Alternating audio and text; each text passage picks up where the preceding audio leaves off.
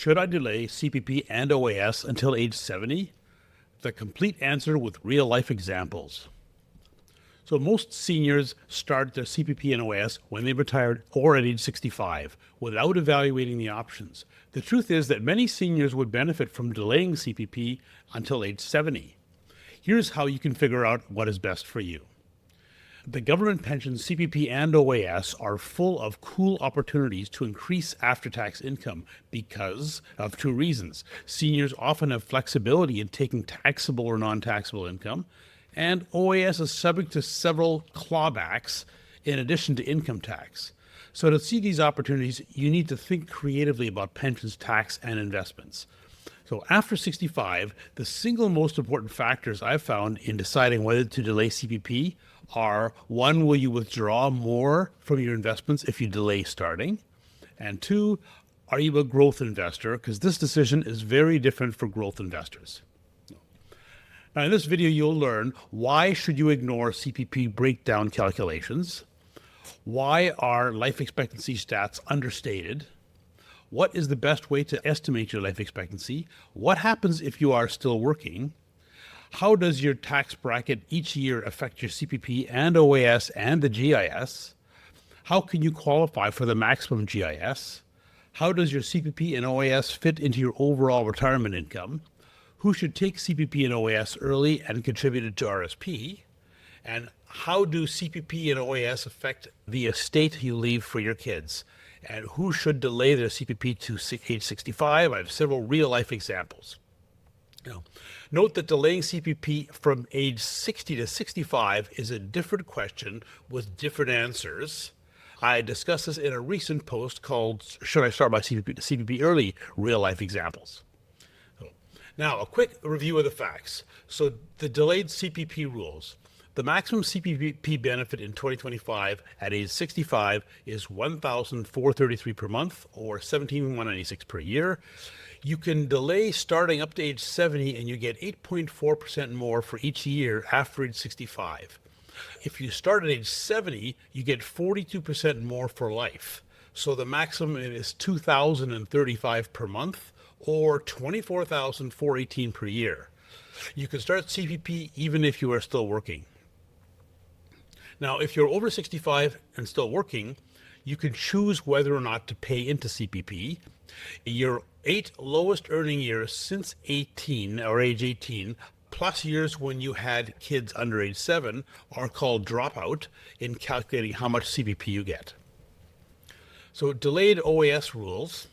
The maximum OAS benefit in 2025 is at age 65 is $735 a month or $8,819 per year. If you're over age 65, you get 10% more.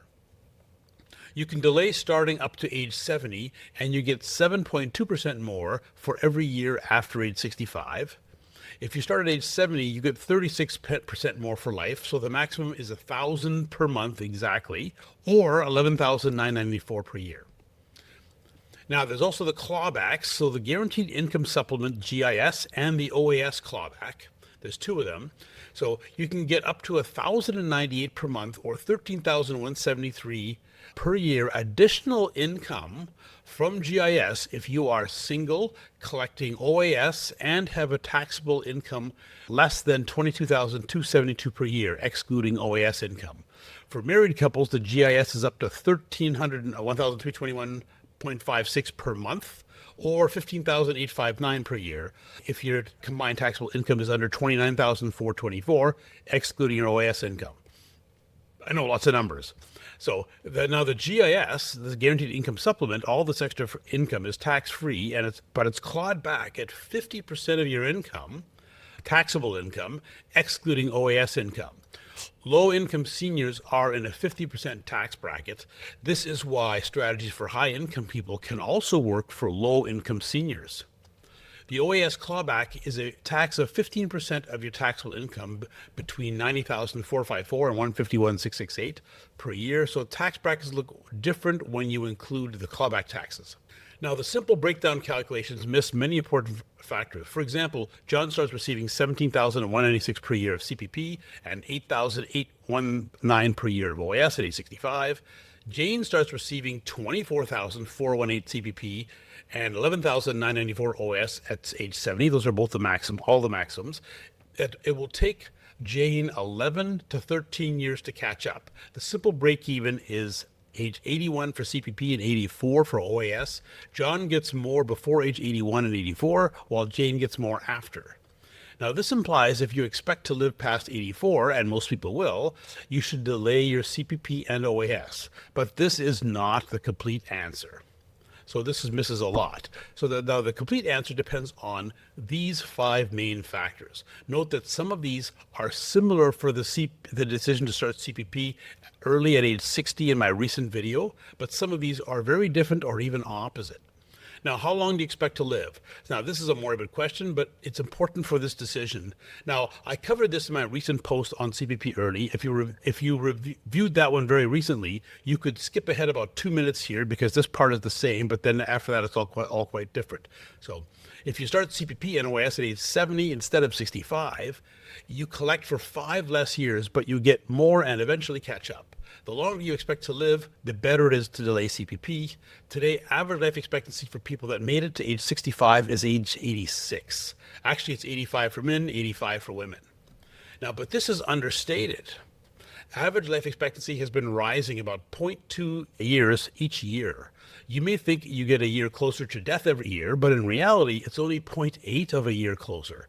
This is mainly because of advances in medical science being able to cure or prolong life for most diseases, especially heart disease and cancer. About 88% of all deaths in Canada are from diseases. By the time today's 65-year-olds get there in 25 years, they are expected to live to age 90. So actually it's 89 for men and 91 for women. So now if you're married, it's best to use your combined life expectancy. The one of you that lives the longest should get 60% of the CPP of the other. So for married 65-year-olds today, the one that lives the longest is projected to live to age 94. Most people underestimate their life expectancy. They may focus on how their parents or their older family members were when they passed away, but every generation lives longer than the last. Your specific life expectancy may be lower if you have significant health issues. You can get an estimate with either the Project Big Life's life expectancy calculator that targets Canadians, or better is the Living to 100 calculator with more in-depth lifestyle questions. I have links to both of these on my blog. Without major health issues, it's probably best to use average life expectancy, especially if you're married, so you can plan for the one of you that lives the longest. Bad genes mostly affect life expectancy for people under age 50, while life expectancy above age 50 is mostly based on lifestyle. Your combined life expectancy based on whoever of you or your spouse lives the longest is probably the best age to use. So in summary, life expectancy suggests most people should wait to age 70. Factor number 2, can you qualify for GIS? Now, the Guaranteed Income Supplement, or GIS as it's called, is significant, being up to $15,859 per year, tax-free for a couple. You can only get GIS if you are getting OAS. You may be able to qualify with some creative planning, such as deferring taxable income and living only on OAS, GIS, and non-registered investments. There are all kinds of creative strategies. It's a topic that fascinates creative planners like me. To get the most total pension, you need to plan at least a few years early and often do the opposite of what you would otherwise do. So you got to decide ahead of time in most cases, because you're either going to go for it or you're not. I have a post specifically about this called Make Your Retirement Comfortable with the 8-Year GIS Strategy on my blog. See the story of Gloria below in the examples. The 50% clawback is a huge factor. Even if you qualify for GIS with or without creative planning, you should almost definitely start your OAS at age 65 if you could qualify. GIS is part of the OAS, so you cannot get GIS unless you are getting OAS. Right, so good reason to possibly start OAS early. Now, number 3 factor, how do you invest? Okay, this is where it looks different for growth investors. Also, the investing factor here is for delaying CPP to age 70 is different from the CPP early at age 60 decision on my recent video because the implied returns are different, and it's actually a different conclusion. Starting your CPP early might mean you could take less income from your RSPs or other investments, leaving them to grow. Then you could take more income from your investments later. If you start CPP 5 years sooner at age 65, you can leave that amount of your investments to grow. To have the same lifetime income as someone starting at age 70 with a life expectancy of age 90 with 2% inflation, your investments would have to earn an average return of 6.8% per year. In other words, the formula for deferring CPP from age 65 to 70 has an implied return of 6.8 per year. Right? Now, if you saw the earlier video, you may recall that from delaying from 60 to 65 has an implied return of 10.4, quite a bit higher. So that's a different outcome. Now, investing says that if you expect your investments to average more than 6.8% per year, you should take CPP earlier. So for growth investors, that is lower than the long-term return of the stock market. Investors should generally diversify globally or in the US. The average return of the S&P 500 from 1950 today is 10.8% per year. For financial planning purposes, a more conservative return, about 8%, is more prudent. But for estimating which start date for CPP is likely to provide the most lifetime income for you, using actual average past returns is more likely to be closer to the future returns. In short, growth investors should start CPP earlier at age 65 or possibly at 60 to let their higher return investments grow longer. For people with more conservative investments or balanced, it's unlikely that their investments would average 6.8% per year. You may expect only 5% for a balanced portfolio or 3% for a fixed income or GIC portfolio. So in short, moderate or conservative investors should delay CPP to age 70 and live on some of their lower return investments until then. So in summary, investing suggests that most people should wait until age 70, but growth investors should start CPP at age 65 or sooner. Factor number 4, are you still working? Now, how can you plan to pay the least tax on your CPP? If your tax bracket is different at age 65 than it would be at age 70, that is a major factor in determining when to start CPP. Let's look at some examples. Now, we actually have, we have quite a few clients that have done this. A lot of them after age 65, they're working part-time, but there's still employment income or self-employment income.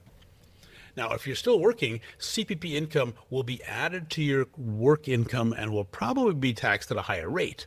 Most retirees pay 20% tax on their CPP based on taxable income below $53,000 per person in 2025.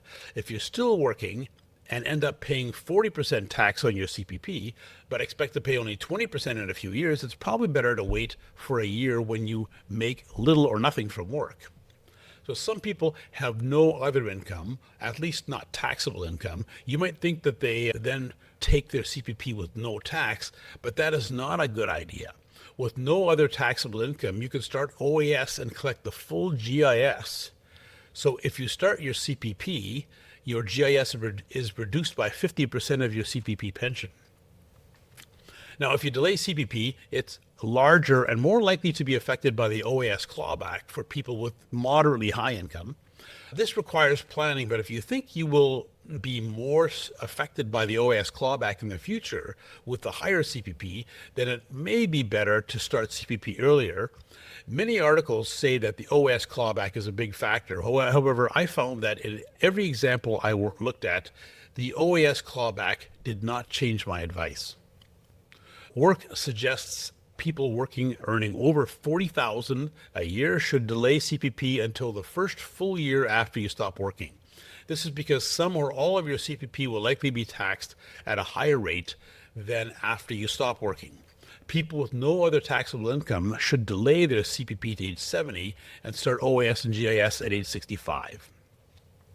So in summary, knowing your expected income and tax bracket for each year from age 65 to 70, including the clawbacks of other programs, can be very helpful in paying the least tax on your CPP and also getting the most pension.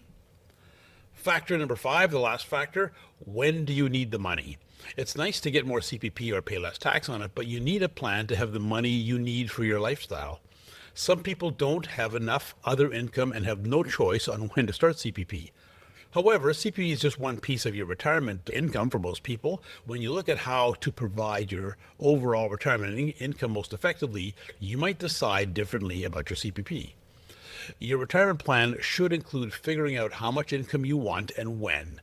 Your financial plan should figure out the desired retirement lifestyle you want that's sustainable for you. Most people want to be confident that they can maintain their lifestyle as long as their money and health allow, and not worry about having to cut back sometime during their retirement. Your retirement plan should also include how to structure your retirement income in the most effective way with the lowest lifetime tax, which includes deciding how much to take from which account. So CPP is just one piece. You may also have OAS, RSP, TFSA, pensions, investments in your corporation or trust, non-registered investments, leveraged investments like Smith Maneuver, or other accounts. So deciding how much to withdraw from where affects how much retirement income you receive and also how much tax you pay. Structuring your overall retirement income can make your decision about when to start CPP more clear. Now, I have a video specific about this called How to Design Your Retirement Income and Overview. A common belief is that retirees spend less as they age, but that's generally not our experience with actual Canadians. People in their 80s with money and health generally travel as much as they did in their 60s. They likely do more luxury travel and less active travel. The entertainment you enjoy probably costs as much in your 80s as it did in your 60s. So if you have major expenses for a few years, it might make sense to start CPP earlier. For example, if you're still supporting kids that are at home or at school, or with a wedding or home down payment, or you might have major home expenses from moving to or personalizing your retirement home, you might be planning on one or two huge trips. So a few examples. Many people have high value uses for money, such as lots of RSP room. Taking CPP early and requesting no tax withholding so you can contribute the full amount to your RSP can be an effective strategy for growth investors, but not for conservative investors. Note this works for RSP and other taxable investments, but not for TFSA. And it does work for CPP and OAS sometimes. CPP does not leave an estate for your children or for charity, but investments do. If leaving a legacy with your estate is a major factor for you, it may be helpful to take CPP earlier to invest it and let it grow. Any investments left can be passed on to your desired beneficiaries. Now, people have different values as well. Some value freedom and being able to live the way they want. Others value security from a higher regular income. If you value freedom, you might consider starting CPP earlier. The extra amount gives you more freedom to do what you want, and then your investments can grow longer. If you value security, you should probably delay CPP to get the higher guaranteed income. So in summary of this factor, contributing CPP to your RSP can make it worthwhile taking CPP early for growth equity investors, but not more conservative investors. Specific spending plans in your retirement plan mean there might be exceptions where starting CPP earlier makes sense. Being able to leave a larger estate can be a reason to take CPP early and invest it. People who value freedom might also want to start CPP earlier. All right, now we looked at all those factors, and my best advice, my advice is based on all the pension, tax, and investment factors. Which choice is more likely to give you the highest after-tax income throughout your life? So the best advice is, first OAS, if you're retired, take it at age 65. You can qualify to receive GIS even with creative planning. If you can qualify for GIS, definitely start at age 65. So most people would want to start OAS at 65. CPP, if you're retired and will withdraw the same amount from your investments, either way, delay starting until age 70. If delaying means you will need more income from your investments, it depends on how you invest. So balanced investors or conservative GICs investors probably delay CPP to age 70 and live off your lower return investments until then. If you're an equity growth investor, always start CPP and OAS at 65 unless you could qualify for the GIS. So to let your higher return investments grow more. If you're still working, invest your extra income if you can. Okay, so let's look at some real life examples from our clients. Okay, should you delay CPP and OAS to age 70? So you'll see there's a whole bunch of factors involved.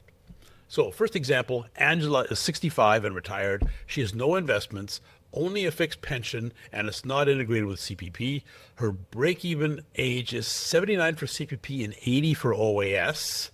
She is of average health. Should she delay CPP and OAS until age 70? Yes for CPP to get the maximum GIS, no for OAS. Example number 2, Brian is 65 and retired. He has significant retirement investments, is a growth investor, and plans for a steady retirement income. If he delays CPP or OAS, he would draw from investments instead. His break-even age is never for both CPP and OAS. Should he delay CPP and OAS until age 70? No, and that's for investment reasons. Example number 3, Chris is 65, still working part-time, earning $20,000 per year. She is a small RSP and TFSA. She is conservative and only invests in GICs at 3% a year. Her break-even age is 82 for CPP and 83 for OAS. Should she delay CPP and OAS until age 70? Yes, and again, investment reasons. Example number 4, Dave is 65 and still working, earning $50,000 per year. He is a moderate balanced fund investor. A reasonable expected return is 5% per year. His break-even age is 83 for CPP and 84 for OAS. Should he delay CPP and OAS until age 70? Yes, and this is tax reasons are more important than investment reasons in this case. Example number 5, Erin. Erin is 65, still working, earning $50,000 per year. She's a confident equity investor. A reasonable expected return is 8% per year long term. Her break-even age is 91 for CPP and 92 for OAS. Should she delay CPP and OAS until age 70? No, and in this case, investment reasons are more important than tax reasons. Example number 6, Fred is the same as Erin, age 65, but still working, earning $50,000 per year. He's a growth equity investor. A reasonable expected return is 8% per year. His CPP and OAS will be taxed on top of his salary in a 30% tax bracket. Fred has lots of RSP room. He plans to collect CPP and OAS and invest the full amount into his RSP. His break-even age is never for both CPP and OAS. Should he delay CPP and OAS till age 70? No, and this is for investment reasons. Example number 7, Gloria. Gloria is 65 and retired. She has significant investments in RSP, TFSA, and non-registered investments because she's a growth investor. She can qualify for $13,173. It's a maximum GIS income if she avoids any taxable income other than OAS. So she plans to delay CPP and withdraw only from her TFSA and non-registered investments to avoid any other taxable income. Her break-even age is age 81 for CPP and never for OAS. Should she delay CPP and OAS to age 70? Yes for CPP and no for OAS. And again, this is to get maximum GIS. So now you can see that the answer with CPP and OAS is complex, and these government pensions are only one piece of your retirement income. There are often creative opportunities for seniors to get a higher after-tax income for the rest of their life. Fred and Gloria are 2 examples of that. So the best advice is to look at this as part of a professional retirement income plan. All right, thanks for listening. What you learned today is, why should you ignore CPP breakdown calculations? Why are life expectancy stats understated? What's the best way to estimate your life expectancy? What happens if you're still working? How does your tax bracket each year affect your CPP and OAS and your GIS? How can you qualify for the maximum GIS? How does your CPP and OAS fit into your overall retirement income? Who should take CPP and OAS early and contribute to RSP? How do CPP and OAS affect the estate you leave for your kids? And who should delay their CPP to age 65? I have several real-life examples. So, All right, thank you for listening. My name is Ed Rempel. My blog is Unconventional Wisdom. It's the #1 blog in Canada for a full-service financial planner. It's just edrempel.com or unconventionalwisdom.ca because we're in Canada. If you're interested in talking to us about potentially working together, we offer a free 30-minute consultation. It's just edrempel.com/talk. If you subscribe to my blog, podcast, and YouTube, all that means is you will get my new post every Thursday when it comes out to your email. That's all it means. We don't market it any other way. I have a podcast on your favorite podcast site. It's edrempel.com/listen. And the YouTube channel is edrempel.com/watch. Thanks for listening, and we'll talk to you next week.